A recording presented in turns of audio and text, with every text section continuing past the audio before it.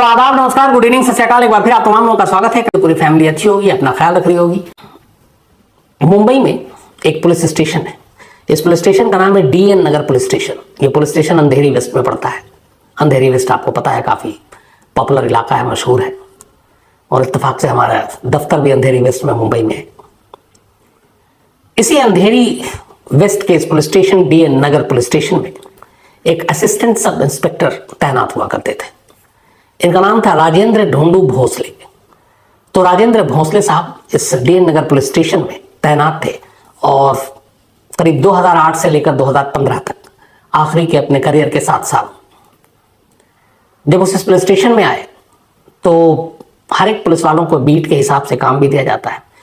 कुछ पुलिस वालों की इन्वेस्टिगेशन में महारत होती है, कोई किसी और काम में, कोई कोर्ट के कानून और या कोर्ट में पेशी, इन तमाम चीज़ों में। राजेंद्र भोसले की काबिलियत ये थी कि वो गुमशुदा बच्चों की तलाश के माहिर थे। जो किडनैप हो जाए या फिर बच्चे गायब हो जाए, तो उन्होंने इतने सारे केस सॉल्व किए थे कि उन्हें इसके बारे में बड़ी बारीक जानकारियां थी। और इसीलिए उनके सीनियर अफसरों ने कहा कि एक काम करो, असिस्टेंट सब इंस्पेक्टर भोसले को DN नगर पुलिस स्टेशन में जो भी गुमशुदगी के केस आए वही दे दो। अब भोसले साहब ने अपनी एक टीम बनाई और इस टीम के साथ वो किडनैप हुए बच्चे जो अगवा कर लिए जाते हैं या जो गुम हो जाते हैं, लापता हो जाते हैं, ऐसे बच्चों के केसेस को हैंडल करने लगे। अपने करियर के आखिरी 7 सालों में इस पुलिस स्टेशन में आने के बाद उनके पास कुल 166 केसेस आए, जो गुमशुदगी के भी थे, मिसिंग या फिर किडनैपिंग के। और अपनी टीम के साथ मिलकर असिस्टेंट सब इंस्पेक्टर भोसले ने इनमें से 165 केसेस को सुलझा दिया। या तो उन बच्चों को बरामद कर लिया, उसकी सुराग लगा लिया, पता कर लिया, और वो बच्चे अपने अपने घरों को लौट आए। इसको लेकर उनकी बड़ी तारीफ भी हुई, बड़ी शाबाशियां भी मिली, और एक तरह से वो मिसिंग बच्चों को ढूंढने के एक्सपर्ट्स माने गए। आखिरी के 7 साल रिटायरमेंट से पहले तक वो इसी काम में लगे रहे और कमाल ये कि 165 केस को उन्होंने सॉल्व कर दिया। अब सिर्फ उनके पास एक आखिरी केस बचा था, केस नंबर 166, 166 नंबर केस। ये केस था एक ऐसी बच्ची का जो 2013 में गायब हो गई थी और उसके बाद से उसका कोई सुराग नहीं मिला। 2013, 14, 15 तक थे भोसले साहब, वो इस केस पे लगे रहे, बाकी केस सॉल्व करते रहे, लेकिन केस नंबर 166 वो सुलझा नहीं पा रहे थे। उन्होंने तमाम कोशिश की, यहां तक कि आलम यह था कि उनका घर इस इलाके से दूर था और वो अक्सर ट्रेन से अपने पुलिस स्टेशन आते और घर जाते। तो केस नंबर 166 की जो बच्ची थी, जो मिसिंग थी, और उस वक्त उसकी उम्र थी करीब 7 साल, वो उसकी तस्वीर अपनी जेब में रखा करते थे। इवन जब ट्रेन में भी वो जाते, घर आने जाना होता पुलिस स्टेशन, तो ट्रेन में तमाम मुसाफिरों को दिखाते, उनसे पूछते, अपने पड़ोस में या जहां भी ड्यूटी के सिलसिले में जाना होता, उन लोकल लोगों से पूछते, तस्वीरें दिखाते कि इस बच्ची के बारे में कोई जानकारी, कोई सुराग। तमाम कोशिशों के बावजूद वो कामयाब नहीं हुए। 2015 आ गया और 2015 में assistant sub inspector Bhosle retire हो गए। उनके दिल में बस एक ही ख्वाहिश थी, एक ही अफसोस था, और वो ये कि उन्होंने तमाम केस तो सुलझा लिए, केस नंबर 166 वो अनसुलझा छोड़कर जा रहे, रिटायर हो रहे। और यही वो चीज़ थी जिसने उन्हें एक तरह से रिटायरमेंट के बाद भी एक अफसर बनाए रखा। उन्होंने कहा कि बेशक मैं पुलिस की सेवा से रिटायर हो गया हूं, लेकिन एक इंसान के तौर पर मैं उस बच्ची को ढूंढने की कोशिश करूंगा ताकि उसके घर वालों तक उस बच्ची को पहुंचा सकूं। और ये वो जज्बा था कि रिटायरमेंट के बाद भी वो जहां जहां जाते उस बच्ची की तस्वीर ले जाते, उस लोगों से पूछते, उसका कोई सुराग ढूंढते। और ये सिलसिला रिटायरमेंट के आखिरी 7 सालों तक चलता रहा। वो बीच बीच में उस बच्ची के घर भी जाते, घर वालों से मिलते, उन्हें दिलासा देते कि एक दिन लौटेगी, मैं ढूंढूंगा, मैं लाऊंगा। और उनका इतना शानदार रिकॉर्ड था कि 165 केस उन्होंने सुलझाए। तो उन घर वालों को भी यकीन था कि शायद भोसले साहब सही कह रहे हैं, वो एक दिन उनकी बेटी को ढूंढ लाएंगे। वक्त बीतता रहा। आखिरकार 2022 में करिश्मा होता है और इसी अगस्त के महीने में, बल्कि सिर्फ 5 दिन पहले, केस नंबर 166 सुलझ जाता है। वो बच्ची अपने घर को लौट आती है, लेकिन उसके साथ आती है एक ऐसी कहानी जिसे आप सुनेंगे तो आप यकीन मानिए कहेंगे कि शायद ऐसी कहानी आपने नहीं सुनी होगी। 22 जनवरी 2013 केस नंबर 166 की पूरी जानकारी अब मैं आपको दे रहा हूं। 22 जनवरी 2013 की तारीख थी। एक 7 साल की बच्ची जो इसी अंधेरी वेस्ट में रहती थी, बेहद गरीब घर से, लेकिन परिवार ठीक ठाक था और वो अपने बच्चों को पढ़ाना चाहता था ताकि उनका भविष्य उज्जवल हो। तो बच्ची वहीं स्कूल में, एक पास में थोड़ी दूर पर स्कूल था, उस स्कूल में पढ़ा करती थी और उसके साथ उससे 1 साल उम्र में बड़ा उसका भाई स्कूल जाया करता था। 22 जनवरी 2013 को भी भाई बहन स्कूल के लिए घर से निकले। उस दिन उनके दादा ने बच्ची के 10 रुपए दिए उस लड़की के भाई के हाथ में। उन्होंने कहा कि तुम दोनों स्कूल जा रहे हो, ये 10 रुपए रख लो आइसक्रीम के लिए, 5 रुपए तुम्हारे लिए, 5 रुपए तुम्हारी बहन के लिए। भाई ने वो पैसे रख लिए, दोनों स्कूल गए। इसके बाद स्कूल की छुट्टी हुई, दोनों स्कूल से साथ निकले। अब सड़क किनारे फुटपाथ पर दोनों भाई बहन चल रहे। बाहर निकलते ही बहन ने आइसक्रीम खाने की ख्वाहिश जताई और भाई से कहा कि मेरे हिस्से के वो 5 रुपए मुझे दे दो जो दादा ने दिए।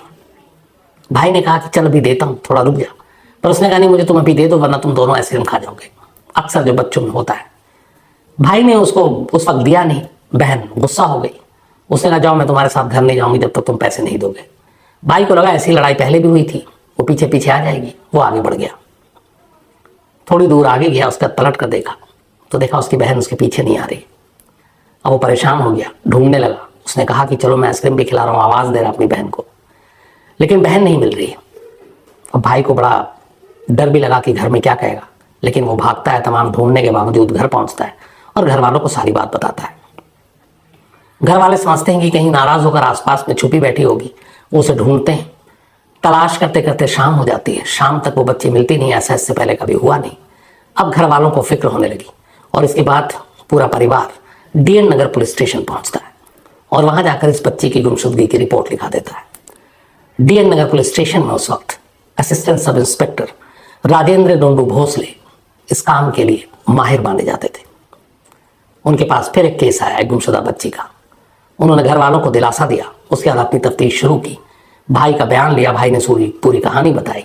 उस पूरे स्कूल से घर के रास्ते और आसपास के जो सारे रास्ते थे उन पर पुलिस ने अपनी छानबीन की, लोगों से पूछा, तस्वीरें दिखाई, कोई जानकारी नहीं मिली। धीरे धीरे वक्त बीतता गया, सारे केस सुलझते गए। फिर 2015 में भोसले साहब रिटायर हो गए, पर बच्ची मिली नहीं। इधर घर वालों का रो रो कर बुरा हाल। इकलौती बेटी थी और सब उसे बहुत प्यार करते थे, खासतौर पर उसके दादा, उसका भाई भी, माँ बाप भी। अब हर पल हर दिन उनके लिए एक पहाड़ जैसा था।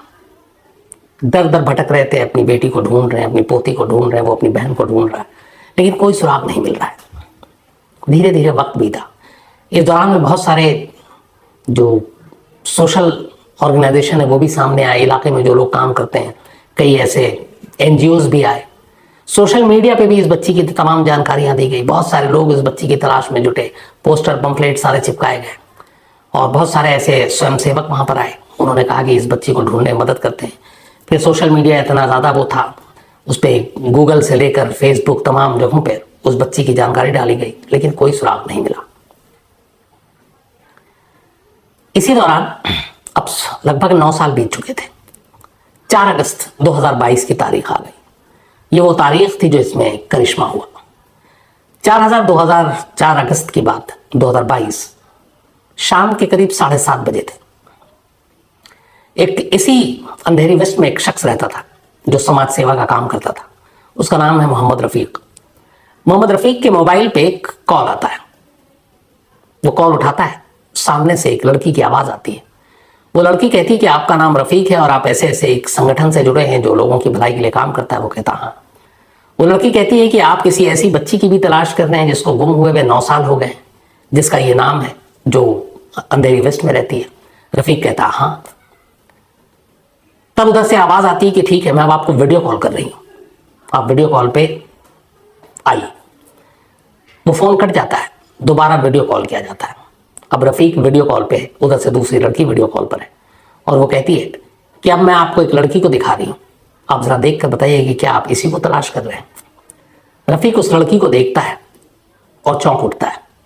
अक्लमंदी ये करता है कि उस वीडियो कॉल की स्क्रीनशॉट ले लेता है, उस बच्ची की तस्वीर। कहता है फिर कहाँ हो तुम लोग, पूरा पता पूछता है, नोट करता है। फोन काटने के बाद रफीक सीधे भागता है उस बच्ची के घर पर, उसके माँ बाप के पास जाता है और जाने के बाद वो जो स्क्रीनशॉट लिया था उसने, वो वीडियो कॉल का, वो उस बच्ची के माँ बाप को दिखाता है। माँ फोटो देखते ही रोने लगती है, कहती यही हमारी गुड़िया है। गुड़िया उसका असली नाम नहीं है क्योंकि वो नाबालिग है, इसलिए मैं नाम बता नहीं रहा हूं। माँ बाप देखते ही, अब ये खुशी के आंसू थे या फिर क्या थे नहीं मालूम, लेकिन वो रोने लगते हैं। रफीक को यकीन हो गया कि ये वही बच्ची है जिसको हम लोग 9 साल से तलाश कर रहे हैं। इसके बाद अब रफीक माँ बाप को लेकर फौरन डीएन नगर पुलिस स्टेशन जाता है। डीएन नगर पुलिस स्टेशन में ये केस हर एक की जुबान पर था। चूंकि भोसले साहब रिटायर होने के बाद भी अक्सर थाने आते और इस केस की भी जानकारी लेते थे, अपडेट लेते थे। इसी दौरान में किसी ने भोसले साहब को ही फोन किया। डीएन नगर पुलिस को पता चला, पुलिस फौरन हरकत में आई। परिवार को लेकर रफीक के साथ एक उसी अंधेरी वेस्ट के एक दूसरे किनारे पर, एक दूसरे इलाके में, एक दूसरे मोहल्ले में उस बताए हुए पते पर पहुंचती है। वहां जाने के बाद दरवाजा खटखटाया जाता है। एक बच्ची बाहर निकलती है। बच्ची को देखते ही जो माँ थी वो बदहवास और रोने लगती है, और बच्ची भी बस कुछ सेकंड के लिए पहले तो माँ को पथराई नजरों से देखती है और फिर अचानक वो चीखते हुए जाकर उस औरत से गले लग जाती है और वो माँ माँ करने लगती है। बच्ची भी अपनी माँ को पहचान चुकी थी, माँ अपनी बेटी को पहचान चुकी थी। तब तक फिर पिता भी आ गए, भाई भी आ गए, सारे लोग आ चुके थे और सभी एक दूसरे को पहचान चुके थे।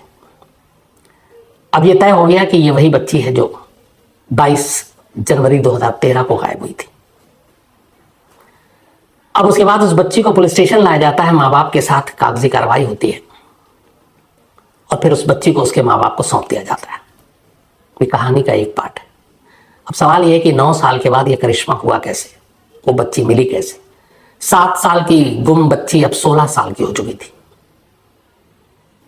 तो ये पूरी कहानी भी सामने आई और इस कहानी के सामने आने की वजह थी एक शख्स जिसका नाम था हैरी जोसेफ डिसूजा, उम्र 50 साल, जो इस वक्त डीएन नगर पुलिस स्टेशन की हिरासत में है।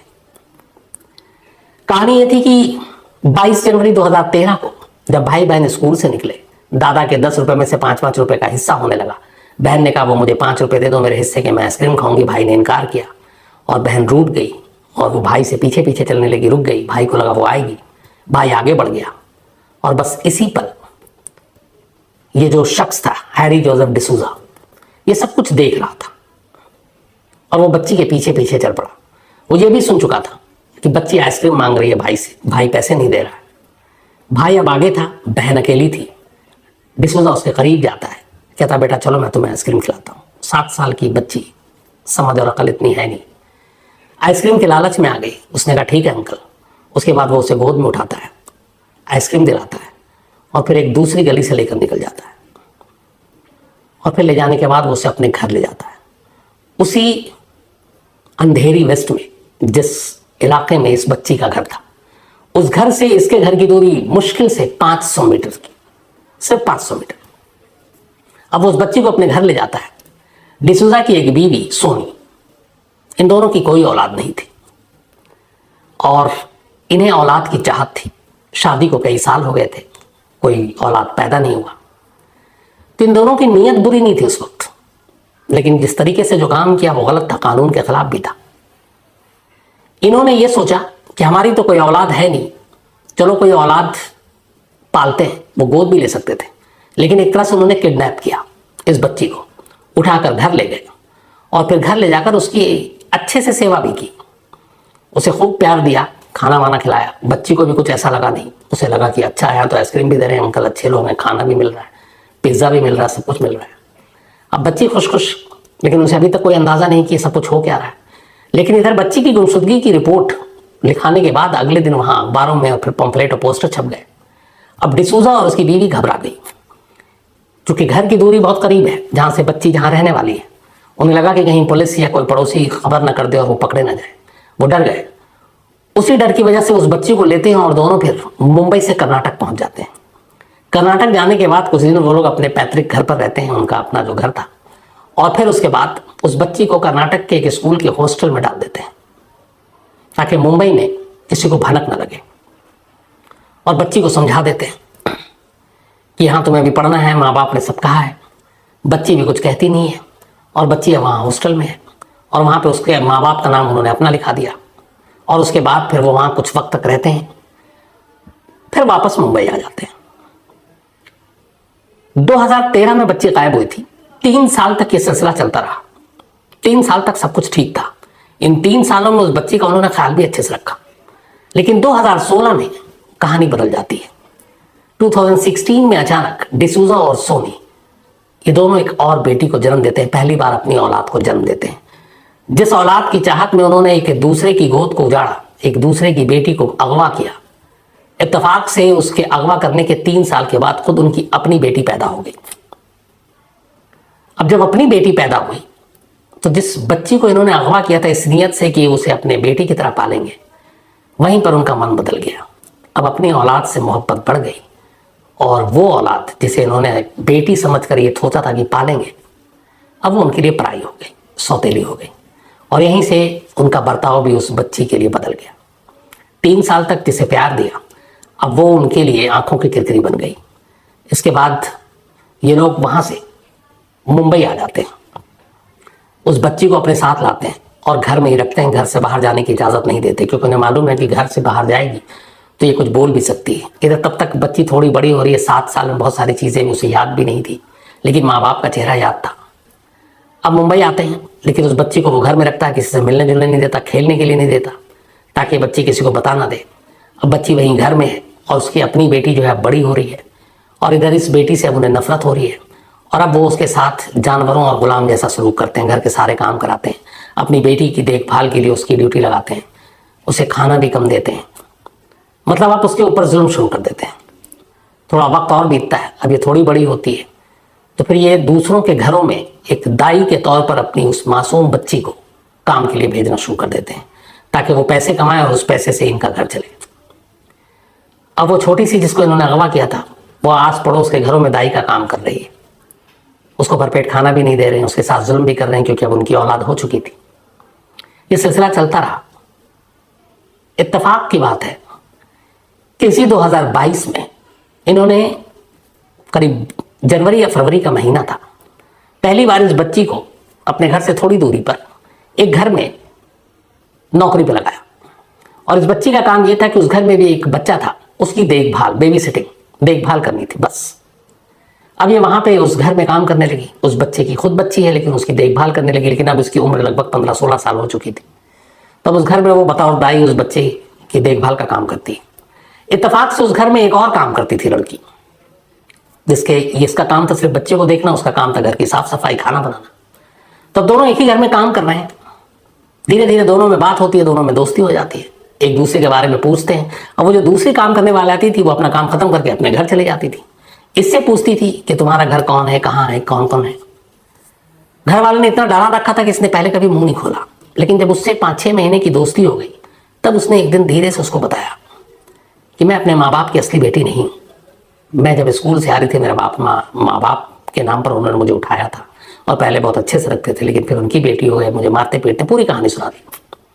तो उसने कहा कि मतलब तुम गुमशुदा बच्ची हो? उसने बोला हाँ।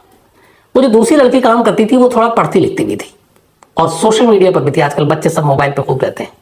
उसने उससे पूछा कि अच्छा तुम्हारा अपना नाम वाम पता है? उसने सब नाम बताया। उसे अपने घर का पता ठीक से याद नहीं था, लेकिन ये था कि जिस लोकेलिटी में उसने कहा क्या यही अंधेरी में है, लेकिन कहाँ पे घर है मुझे याद नहीं है। उस बच्ची ने अब गूगल करना शुरू किया, सोशल मीडिया पे जाना शुरू किया और गुमशुदा बच्चों की जो तलाश के लिए सारी चीज़ें लोग डालते हैं वो सब देखना शुरू किया। धीरे धीरे करते करते उसे अचानक इस बच्ची के बारे में काफ़ी सारी जानकारी गूगल पे और उस पर मिल गई। फेसबुक और उस पर लोगों ने अलग अलग पोस्ट डाल रखा था। अब जब उसने देखा तो उसे पता चला कि इसका असली नाम क्या है, इसका पता क्या है, लेकिन पता नहीं था उस वक्त। बस ये था कि ये गुम है, कोई इनाम दे, तो ये फ़ोन नंबर दिया हुआ था। तो उसने ऐसे 5 फ़ोन नंबर निकाले उसी सोशल मीडिया से। उन 5 नंबरों पे अब उसने कॉल करना शुरू किया और इधर ये बात हुई कि किसी को बताना नहीं है और वो बच्ची बिना घर में कुछ बताए हुए देरी आती, काम करती और घर वालों को जाहिर ही नहीं करने देती। अब दूसरी लड़की ने 5 नंबर पे हर एक को कॉल करना शुरू किया। पहले 4 नंबर बंद थे, बड़ी वो मायूस हो गई, बट उसने 5वां नंबर जब मिलाया तो घंटी बजी। वो 5वां नंबर जिस शख्स ने उठाया था वही मोहम्मद रफ़ीक था, जो एक कार्यकर्ता था, एक NGO चलाता था, उसके लिए काम करता था। उस बच्ची ने रफ़ीक को फ़ोन किया और उसने कहा कि एक 2013 में बच्ची गायब हुई थी जिसका नाम ये है, आप लोगों ने इसके बारे में डाल रखा और उसमें से एक नंबर आपका, क्या आप इस बच्ची को तलाश कर रहे हैं? रफ़ीक ने कहा हाँ हम लोग तलाश कर रहे हैं। तब उसने कहा कि 1 मिनट मैं वीडियो कॉल करती हूँ, आपको चेहरा दिखाती हूँ, आप पहचान कर बताइए। क्योंकि उस वक्त की तस्वीर एक 7 साल की बच्ची की थी, अब वो इस वक्त एक 16 साल हो चुकी थे, 9 साल बीत चुके थे। उसने वीडियो कॉल करके उस बच्ची को, जो अब 16 साल की हो चुकी है, दिखाया रफ़ीक को। रफ़ीक उस बच्ची के नैन नक्शोलिया को देखते ही पहचान गया कि यही है, और उसने फिर स्क्रीनशॉट लिया, फिर घर गया, उसके बाद पुलिस स्टेशन गया, फिर वो लोग आए, और इस तरह से डिसूजा के घर पर जाने के बाद डिसूजा और उसकी बीवी सोनी, इन दोनों को पुलिस स्टेशन लाया गया। अब डिसूजा की अपनी बेटी 6 साल की हो चुकी थी। करीब 9 साल से गुम एक बच्ची इस तरह से बरामद हो गई, लेकिन कहानी अब भी खत्म नहीं हुई। अब वो बच्ची मिल गई, डिसूजा पकड़ा गया, डिसूजा का और उसकी बीवी के ऊपर किडनैपिंग के केस लगे और बाकी चार्जेस लगे। अब कायदे से दोनों को गिरफ्तार होना था, पर पुलिस ने सिर्फ डिसूजा को गिरफ्तार किया, डीएन नगर पुलिस ने। सोनी को छोड़ दिया, केस दर्ज किया है, को अक्यूज्ड बनाया है, सह आरोपी, लेकिन सोनी को अरेस्ट नहीं किया। अब यहां एक मानवीय पहलू देखिए, क्यों नहीं किया, जबकि जुर्म में बराबर की शरीक है, कम से कम 120B साजिश में शामिल है, एक बच्ची को अगवा करने में। दलील ये थी मानवीय आधार पर कि डिसूजा और उसकी बीवी सोनी, इनका दूर दूर तक कोई और जानने वाला नहीं है, कोई रिश्तेदार नहीं है। अब अगर मां को जेल भेज देते हैं तो जो 6 साल की बेटी है, जो पूरी तरह से डिपेंडेंट है अपनी मां पर, वो कहां जाए, क्योंकि उसे जेल में आप रख नहीं सकते बिना किसी अपराध के। तो डीएन नगर पुलिस स्टेशन ने अदालत के जरिए यह तय किया कि फिलहाल जब तक इस बच्ची का कोई सामने आकर पालने की जिम्मेदारी न ले, महफूज हाथों में वो न जाए, तब तक उसके मां की गोद उससे नहीं छीनी जाएगी और वो बच्ची अपने मां के साथ रहेगी। और इसीलिए मां जेल में नहीं रहेगी, ना पुलिस स्टेशन में रहेगी, वो अपने घर में रहेगी। एक माँ बाप जिसने एक दूसरे माँ बाप की गोद छीन ली, आप देखिए कि उसी माँ को, उसी एक बेटी की वजह से जेल जाने से बचा दिया। जिस बेटी वो भी थी, बेटी ये भी है। तो फिलहाल सोनी बाहर है और तलाश हो रही है कि उस बच्ची की अगर सही जगह पे कुछ उसकी गुंजाइश बन जाए, उसके पालने पोसने का इंतजाम, तो जो जुर्म है उसके लिए जो भी जेल और पुलिस है वो करेंगे। लेकिन फिलहाल सोनी बाहर है, लेकिन डिसूजा जेल के अंदर है। अब आते हैं फिर assistant sub inspector Rajendra Dhondu Bhosle पर।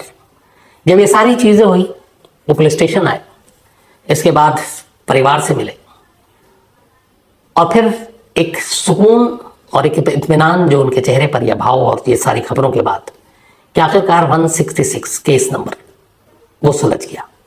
उनसे किसी ने पूछा, किसी जर्नलिस्ट ने, कि आप तो 15 में रिटायर हो गए थे, लेकिन उसके बावजूद 7 साल तक आप इस केस पे क्यों लगे रहे, तस्वीर जेब में लेकर क्यों घूमते रहे इस बच्ची की। तो उन्होंने कहा कि ये सिर्फ कानून और फर्ज के लिए नहीं, बल्कि इंसानियत के लिए। तो ऐसी भी मिसालें हैं, हम लोग बहुत सारी खबरें करते हैं पुलिस और पुलिस के खिलाफ, लेकिन कई पुलिस वाले ऐसे होते हैं जिनकी ऐसी कहानियां सुनकर सचमुच दिल से सलाम करने को मन करता है। शायद भोसले साहब उनमें से एक ऐसे ही अफसर है। तो आज की ये कहानी थी। अब